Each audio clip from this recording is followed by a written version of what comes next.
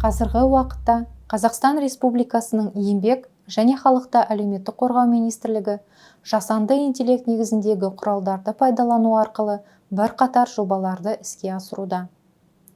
Еңбек.kz электронды еңбек биржасында түйіндеме мен үміткердің дағдыларына сүйене отырып, бос жұмыс орындарын ұсынатын автоматтандырылған көмекші енгізілді. Жасанды интеллект үміткерге ұсыныстар береді.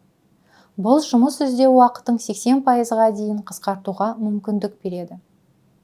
Еңбек цифрлық экожүйесінің тағы бір көмекшісі зияткерлік чат-бот. Ол пайдаланушылардың көптеген сұрақтарына жауап беруге және алғашқы кеңес ұсынуға мүмкіндік береді. Чат-ботты іске қосу операторларға түсетін жүктемені азайтып, сұраныстарды өңдеу жылдамдығын едәуір арттырды.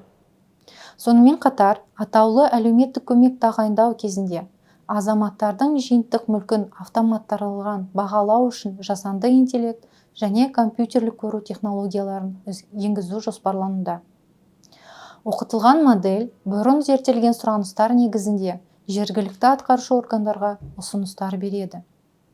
Егер жоба тиімді нәтиже берсе, болашақта жасанды интеллектіні қолдану шешім қабылдау критерийлерінен біріне айналады және тіпті отбасылардың қиын өмірлік жағдайдан шығару жоспарын жасауға көмектеседі.